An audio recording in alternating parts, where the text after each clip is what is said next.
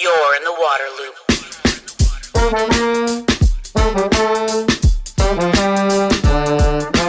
Waterloop. Welcome to Waterloop, the podcast helping water leaders to discover solutions and drive change. I'm the host, Travis Loop. This episode comes to you from the Reservoir Center for Water Solutions in Washington, D.C., where Waterloop is a media partner. The Potomac River has been called the nation's river because it flows through Washington, D.C. In 1965, President Lyndon Johnson called it a national disgrace because of how polluted this waterway was. It has come a long way in the decades since then because of upgrades to wastewater treatment, cleanup of industrial hotspots, and other measures. Now, it's often clean enough for people to swim in. They still face challenges with agricultural runoff and urban stormwater. I'm going to talk to the Potomac Riverkeeper today about the progress that's been made, the challenges of today, and the projects they have slated for tomorrow. Dean, glad to be here. Excited to get out on the river. Always good to be on the water. The Potomac River, for folks that aren't familiar with it, could you talk about it? Well, the Potomac River is the nation's river. It's 14,700 square miles. It covers 4 states, West Virginia, Pennsylvania, Maryland, Virginia, as well as District of Columbia. And we're right here in D.C. There's over 5 million people that live in the watershed. And, roughly 5 million of those depend on this river for drinking water, or a tributary of this river for drinking water. So, and hundreds of thousands of people recreate on it. It's a very important resource. It's the lifeblood of the region. Yeah. It had, like a lot of rivers, a pretty troubled past. Mm-hmm. It's come a long way. Yeah. But could you kind of talk a little bit about maybe the state of the river 50 years ago, 60 years ago, and what was going on? In 1965, Lyndon Johnson declared the Potomac River a national disgrace. But he also said it should be a model for recreation. And over time, I think we've done a really good job of cleaning up the most egregious industrial contamination. Most of the major sewage treatment plants are now operating in compliance and, really not only doing primary and secondary treatment, but tertiary and biological nutrient removal because of the Chesapeake Bay program. There's been upgrades like for programs, money available for septic systems and, things like that. So we've made a lot of progress in cleaning up the river. We do bacteria monitoring every week, and we've been doing it for 5 years. We have a kind of our own State of the River report called Swimmable Potomac Report that's coming out this year. And we've seen the progress. Like we've seen where it is safer for people to use the river and recreate on the river. And if you go out there, you'll see that there's more people than ever using the river as to where probably in the 60s and the 70s, we see these old images of the river being covered with algae blooms and a lot of cyanobacteria and fish kills and things like that. So we've made a lot of progress. But I think it is important to point out that there's emerging threats like plastic pollution and microplastics, and PFAS is a real emerging issue. So while we're making improvements in some areas, there is these new emerging threats, and that's kind of what Riverkeeper does, is constantly being vigilant about these new threats and new sources of pollution, as well as addressing older pollution, particularly ones that state and federal agencies are really unwilling to deal with. I think there's you talk about the public access and people using the river. Being like a DC native myself, I've seen that, right? More people getting out, the colleges having their rowing, people stand-up paddleboarding out there, which is awesome, right? You want them engaging with the water and getting over that stigma of the past, of it being like, an open sewer or whatever you want to say. What are the other challenges now? We can talk about PFAS and plastics, but where's the pollution coming from? Is it coming from agriculture, upriver, or what's factoring into the health of the water? Well, people ask me all the time, like, how's the river doing? And I'm always like, well, it depends where you're at, And so, if you go upriver to the Shenandoah River, right, there's a lot of agriculture. We got cattle operations and poultry operations. Agricultural runoff is one of the greatest threats to water quality, not only in this river, but the Chesapeake Bay is really struggling with agricultural pollution. And it's not surprising when you start realizing we've taken a lot of these animal feeding operations, and they're very concentrated now. They're called concentrated animal feeding operations. And there's a lot of pollution that comes from those. So up on the Shenandoah, we have 18-mile long blue-green algae blooms, really dangerous, cyanobacteria. But if you come downriver, the bigger issue here is urban stormwater pollution, right? If you, the Chesapeake Bay Science and Technology Committee has acknowledged that basically, while we've gotten a hand on certain like wastewater treatment plants that I was mentioning, there's still urban stormwater pollution is a major threat, is a growing threat because there's more people, right? And with more people, we have more agriculture, right? So we have more concentrated animal feeding operations. So those two things are still a real significant source of pollution and a growing source of pollution, while other sources have been minimized or significantly reduced. Those are significant pollution sources, those non-point pollution sources. Yeah, it's interesting. We're standing basically we're in Virginia technically right now, but we're inside the Beltway. We're in the heart of the city area, right? And you have those urban issues, but you don't have to go too far before you hit the country. Head upriver, Virginia and Maryland on both sides, and you got lots of ag feeding in. This DMV area still continues to explode, right? More paved surfaces, houses, roads, all that stuff. So those are those non-point pollutions that's tough to get hold of, right? You don't have the same regulatory tools as you do for the wastewater plants that you talked about before. So let's talk about, I guess, the present successes or solutions. What's happened recently that have been like good wins for the Potomac? Well, we've had several really big victories. One of which, like locally, we sued Alexandria and forced them to eliminate and clean up dangerous coal tar and naphthalene that was discharging for over 40 years without a permit to the river. And we just reached a settlement agreement with Alexandria. They're going to clean up and remediate all this contamination, which is not only carcinogenic, but mutagenic. And then they're also going to put $300,000 worth of mussels back into the river as a result of this agreement. Rather than the money for the fine going into the Treasury, the U.S. Treasury, we got them to agree to invest that back into the river. The Department of Justice agreed with us. We had a big success on passing legislation to fix Alexandria's combined sewer system. That'll be fixed by 2026. DC's combined sewer system, which we've been involved in various legal actions on, will be fixed by 2030. So right here in DC, this river will be cleaner by 2030 than it is today because of all that sewage that is no longer going in the river. Downriver, we've had big successes against Dominion Power, making them clean up 28 million tons of coal ash, passing legislation that really impacts the entire state of Virginia, which is great. But on the Potomac River, we had about 4 million tons of ash. That's going to be cleaned up and put into line systems. Some of that ash will also be recycled. It's called beneficial use and encapsulation. We also won some permit challenges for the effluent limit guidelines that under the Trump administration, they tried to stay for these coal-fired power plants. But, we basically said the science has been done. These utilities had already agreed to it. And we challenged those permits. The state of Maryland agreed with us and required those effluent limits to reduce selenium, arsenic, mercury, real toxic heavy metals from being discharged in our waterways and basically requiring these new effluent limits that are now just coming into place today on a national level. We were able to get this in 2018 because of our legal challenges, working with Environmental Integrity Project and other partners like Sierra Club, on pushing the envelope and really holding these coal-fired power plants accountable for all their toxic waste that's being discharged to the river. So we've had a lot of successes, and that's what I love about being Riverkeeper, is we don't have to wait around for the EPA, right? We don't have to wait around sometimes even for the state agency to act. We can file lawsuits under the Clean Water Act and use those citizen provisions to hold polluters accountable. And then when that doesn't work, we then pass laws when we can.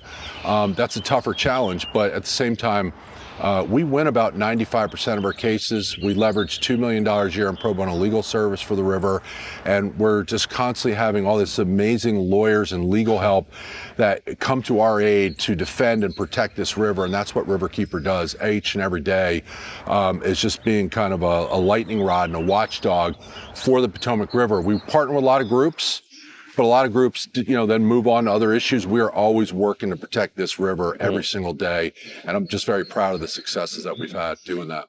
A lot of professional lawyers and legislators in the DMV area that can come to your aid, right? Use that to your. I'm just struck by, as you're talking about coal ash and industrial contamination. You already talked about wastewater and agriculture and stormwater. I mean, you've got like the whole pollution soup here that you got to deal with in the Potomac. Not every river is that way. You got quite a portfolio. Well, I mean, we got a lot of military, so that's like one of the emerging issues is PFAS contamination. We have a lot of military bases, a lot of facilities that use this, firefighting foam loaded with PFAS, and now we're finding it heavily contaminated in our fish. And my concern is, again, public health. We have people that are eating these fish from like Andrews Air Force Base. I live on Piscataway Creek, which is one of the most contaminated creeks in the entire state of Maryland from PFAS, and the fish are heavily contaminated. We pushed on the state. They just revised fish consumption advisories and found many other tributaries like Mattawoman Creek and as well as St. Mary's River, all linked to military bases that have a lot of contamination from runoff from those facilities that have gotten into the fish. We know that there's groundwater contamination as well that's likely impacting people's drinking wells.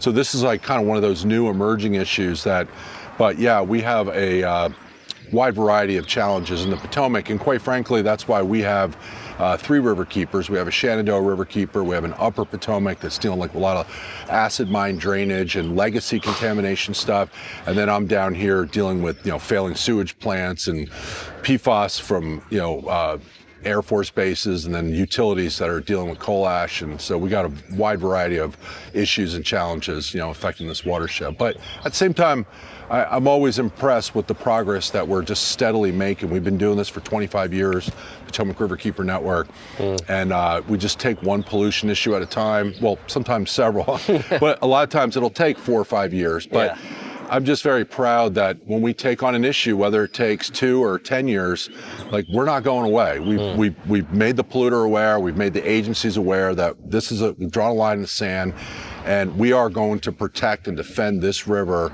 and do whatever it takes using science and law to defend and protect the Potomac River, and we've just have a great track record of doing that. Yeah, thanks for bringing up that you've got 3 Riverkeepers under kind of this alliance, and I have to give an on-the-record shout-out to my former boss, Nancy Stoner, who's the president of the Potomac Riverkeeper Network.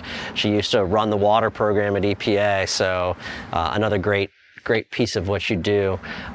What else are the kind of upcoming projects? What else are you guys optimistic about as far as things you have happening now, that could be success stories or solutions in the near future? Well, one of the things, EPA just today came out with new coal ash rules that they revised the rules from 2015. When I was in North Carolina, I sued Duke Energy, required them to clean up 5 million tons of ash through recycling, beneficial reuse, and encapsulate, putting this coal ash into bricks and block, right? And to me, that is the best corrective action measure we should hope for. I've never wanted to be successful enough where I push coal ash out of one community that doesn't want it into another community, right? Yeah. And so in Maryland, we have 3 major coal ash landfills, and they're all leaking, right? And so these new rules, even though they're going to start cleaning up new coal ash, old coal ash ponds and other legacy coal ash sites, there's a lot of sites that aren't going to be cleaned up, even with these new changes with EPA. And we're working at the state level in Maryland, trying to get legislation. We proposed it this year. We didn't get it passed. But again, we're committed to doing this to try and go after these other sources of coal ash that are not being regulated to force the issue of beneficial reuse and encapsulation, right over in Brandywine, right here in Prince George's County. We have one of the worst landfills in the entire country. People's drinking wells have been compromised. The state, for over 11 years, it was put under a consent order, has done nothing to fix this problem. So we're coming in with the real solutions to say, not only do we want to clean this up, but we want to turn this, stuff, this coal ash, which is a toxic byproduct from burning coal, and all these cement companies want to use this now. What we're finding out, which is really impressive, is that big companies like Heidelberg, right, are trying to meet these carbon neutral goals. And it takes a lot of energy to bust up limestone for concrete, right? And we're always going to make concrete. We're actually importing coal ash from other countries like Italy and China or Turkey. Other places are shipping coal ash to us. And we have this abundant supply of toxic coal ash all around the country. And it's even in the EPA rules, encapsulation and beneficial use. But the agencies are not really pushing this. And it's not till groups like ours come along and either win a lawsuit or pass legislation like we did in Virginia that mandated that at least 25% of the ash that Dominion's going to clean up is going to be recycled, right, or encapsulated. And we're trying to do something similar to that in Maryland, right? We're trying to go above and beyond just these minimal threshold rules of saying these are really dangerous or poisoning people's drinking wells. We're saying, there's a solution here, right? Unlike an oil spill where everybody loses, there's really no fix to that, right? You can actually clean up these coal ash pits, these coal ash landfills, put it into blocks and concrete and use it for building material. It helps, concrete industry move toward carbon neutral. We have less carbon for 1 ton of concrete that is produced, for every 1 ton of coal ash that is used in concrete, that's 1 ton of CO2 that's not going in the atmosphere, right? The math has been done on that. So we're trying to really educate a lot of lawmakers and people that this is the solution. This is the best corrective action solution. And it's big and it's bold and it's exhausting, trying to, push back against these utilities that have, I call multi-billion-dollar bullies, right? They have so much power and influence, but we know we're on the right side of history on this. The regulations are there. And unfortunately, EPA is not really pushing this, and the state agencies are not pushing it, but we are. And I've done it in other states, and I'm hoping we're doing it in Maryland as well. Yeah. The urban stormwater piece that's so challenging because that's non-point source, because you're in a still developing, growing area. What are you guys trying to do on that front? That's a tough one. Yeah. So urban stormwater is a real challenge because it, while agencies will tell you it's regulated, it's basically a checkbox for municipalities to say, well, we're doing street sweeping, we require people to bag their leaves, so we don't have all this organic material going in. But the reality is every time it rains, all these parking lots are flushing off, brake dust and all these chemicals and oil, but also too, we have fertilizers from people's yards, we have pet waste. All this pollution is ending up in our waterways, and including trash. This is where a major source of plastics and microplastics, and we're starting to realize now that the plastic crisis, it's these microplastics are a real crisis. It's showing up in the blood of all our new children, newborn babies, and we're starting to see that it's actually a form major connected to heart attacks because it's like plaque building up in people's arteries. People are ingesting a credit card size of plastic per week from the research I've seen. So to me, it's a huge problem. It's getting in our fish, it's in our waterways, it's in our food. And we need to figure out ways to start reducing and eliminating sources of single-use plastic. But, to get back to the stormwater piece, we've taken legal actions against the state of Maryland. Unfortunately, we had a very bad Supreme Court decision at the state Supreme Court in Maryland that kind of overturned our successful victory in the lower courts that really was going to mandate, like Montgomery County and Baltimore County and other counties where really have major sources of urban stormwater pollution, actually have to start dealing with that, that wastewater, and that ends up in our waterways causing major pollution issues. So, I don't really just going to keep banging away on that one, right? I mean, it's just, I don't really have a great answer on how to deal with that, but really, quite frankly, we need municipalities to start taking a lot more seriously. I personally think the trash connection, because I think there's just a lack of education and understanding about stormwater pollution in general. People don't really understand that this parking lot has all these, brake dust and chemicals and materials. But when people start seeing trash in waterways, like I've organized hundreds of trash cleanups, and people are like, I can't believe people are throwing this trash in the river. They're still not making the connection that trash is coming in from that storm drain, not because somebody threw it off their truck or somebody dumped a bag of garbage in there. And when you go to these places where we do our cleanups, like we have one this week coming up in Oxen Cove, we've pulled 30,000 plastic bottles out of there. We've pulled all this pollution. A lot of it's just linked directly to stormwater pollution coming from DC down into this cove where it's just settling out. And so I think, our job is really to educate people a lot more about where this source of pollution is coming and how dangerous it is to public health and our waterways, but also too that maybe if they start making this connection between pollution, trash, and water, like everybody hates trash, right? Everybody feels we need to do better with trash and trash pollution, but I don't think a lot of people are recognizing that it's actually a public health issue. Once it gets in our waterways, it breaks down to microplastics and it starts getting into our food and our fish and starts getting to people. And it's really a very secular thing. So maybe there's ways to start educating people more about that. And the trash is just the pollution that they see. Yeah. Hopefully they can realize, oh, wow, that's just what I see. What else has gotten in there from our streets and our roads, right? Going back to the public access conversation, I know there's kind of some interest or efforts to get swimming in the Potomac, Thank you. Allowed. Could you talk about that effort? Yeah. So Potomac Riverkeeper, we have a level 3 certified lab on a boat that was gifted to us by Admiral Paul Rees, an amazing 47-foot Chesapeake dead rise we have at National Harbor. We have 30 sampling sites and we have 100 trained volunteers. We just did a training yesterday, and basically we sample every week from May to October so that people know when it's safe to use the river, when it's not. We have a downloadable app called Swim Guide, right? And it's not just for here, but it can be used it monitors 8,000 beaches and swimming locations all around the world. So when people go to a location, they can find out the most, up-to-date data. And so we've been monitoring for bacteria or E. coli. And, after 5 years of data, we're showing that a lot of these areas are safe enough for swimming. When I first started as Riverkeeper, people were asking me, is it safe to use the river? We had no data, right? It was really uncomfortable for me to tell people to use the river. All I could say was for 48 hours after a rain event, stay out of the river. And that still applies for any river.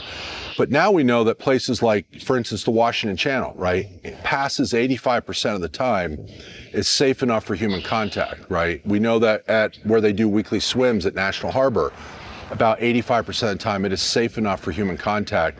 But if you go to places like Rock Creek, which is a much smaller water body, there's still combined sewers that are discharged directly to it. There's broken sewer pipes. That never passes. So it's helped me as Riverkeeper understand where are these hot spots, where is it not safe to swim, where is it safe to swim, right? And so we have this now available on Swim Guide so people can download. We've had in just less than 4 years, 100,000 DMV residents go to Swim Guide, to river users, to find out when it's safe to use the river, when it's not. So we've by default become like the public health authority, the public notification system, because, this river straddles Virginia and Maryland, and then we have DC, and you have 3 governments here, and no one is doing a good job of doing public notification about the safety of the river, when it is safe to use the river. We've been meeting with DOEE, the agency for DC, and, talking to them about ways that we can start doing better public notification, but also open it up to swimming. Yeah. And lastly, DC is the only city in America that bans swimming because of its sewage pollution, right? And so they banned 100 years ago at the tidal basin, 20,000 people per day used to swim, and they banned it on racial lines prohibiting any swimming in the tidal basin. About 52 years ago, DC banned swimming in the river because of sewage pollution, and slowly started taking this river away, when the public has an absolute right to use it. It's a public resource. They have a right to swim in it, and the Clean Water Act ensures that every American has a right to fishable, swimmable waterways. And so we've been making this case that the data now, after 5 years, shows that this river is safe enough. We want that swim ban lifted. And so we have the support of the city council for the most part. It's the mayor who's been an obstacle. She still is not on board with allowing swimming and lifting that swim ban, but that's something that we are absolutely committed to. And just this year alone, the Paris Olympics is going to have open water swimming in the Seine River for the first time in 100 years. Chicago just opened up the Chicago River to a swimming event for the first time in 100 years. Will happen this year. And Baltimore Harbor is having a splash event this year. And yet it is still illegal to swim in the nation's river right here in Washington, D.C. And we think that's crazy, right? And when you go out there and you see people in July on a Saturday, there's just thousands of people out there recreating, and people are on tubes getting thrown off. People are just swimming outright. And so people are just breaking the law and ignoring this ban. But we should just legitimize the right to people using this river. And that's a real big goal of ours. We are releasing our Swimmable Potomac report in June or May of this year. And, kind of highlighting that, there's just these opportunities that are happening all around the country and obviously in Paris, where people are reclaiming their waterways and taking back their rivers. And it's a really positive thing. And we want to see that same thing right here in DC on the Potomac River. I mean, the nation's river, people should be allowed to swim. Well, lastly, and on that point of the nation's river, it goes by the U.S. Capitol, it goes by the Supreme Court, it goes by the White House, and all the monuments, right? Could you just talk about what that should mean to that level of government, the federal government? Are they taking any interest in the river that's closest to where they work and trying to help with a lot of these things you've talked about? How should it motivate them to? The Clean Water Act was passed over 50 years ago with a bipartisan Congress. And we just don't see that bipartisan, where, people are working together, at least at the national level. We saw it with our coal ash legislation in Virginia. We passed that bill under Republican legislature, General Assembly in Virginia. But at the federal level, I just think we just don't see kind of the Republicans and Democrats really working together on these really important issues. Including ones that impact the river right here where they work, right? Yeah, and it's amazing. Tons of these lawmakers come here. They live on boats like Senator Manchin. We have lawmakers that go up to Fletcher's Cove and go shad fishing every spring. And that's great. We want them to use this river. It's a beautiful river. I'll be out there shad fishing on Friday. But, I think, this is a model in many ways for the improvements that regulations like the Clean Water Act have been beneficial. To me, it's one of the most important laws that were ever passed, right? That it actually mandated the right for every American to have fishable, swimmable waterways. But more importantly, it gave people like us tools to actually hold polluters accountable if the state and federal agencies were not taking those actions. We just don't see legislation like that anymore. In fact, there's multiple efforts to try and strip away those provisions, take away citizens' abilities to demand clean water, fight for clean water, have the legal tools to require it. And that's concerning. So I just think we need, but if you poll Americans, poll after poll shows that, upwards of 85% of Americans support clean water. They support regulations to protect drinking water and water quality. They support, these type of things that, holding polluters accountable and mandating, additional cleanup and requirements. But unfortunately, we just have a lot of politicians that are more beholden to industry than the people. And this river belongs to the people. And so, luckily we've been very effective, I think, at the state, local, and regional level. But we don't really deal with the national level very much because there's not much there for us to work with. Well, thanks for talking to me about Sure. the Potomac. I should have mentioned early on that, I grew up in Frederick County. The Potomac River is the southern border to that county. It was the closest river to where I grew up, and spent a lot of time at Point of Rocks and Harper's Ferry and down here in DC and everything. But thanks for working for this river. Sure. For its sake. Oh, thank you. I appreciate it. That's nice. Waterloop. Just finished riding on the Potomac River, having a great conversation with Dean. This underscores something I talk about all the time, and that's how incredible riverkeepers are, the work they do fighting for our waterways. I really encourage you to connect with your local riverkeeper wherever you live, support those organizations because they are doing so much for our rivers, as I hope you just learned in this episode. You're in the water loop.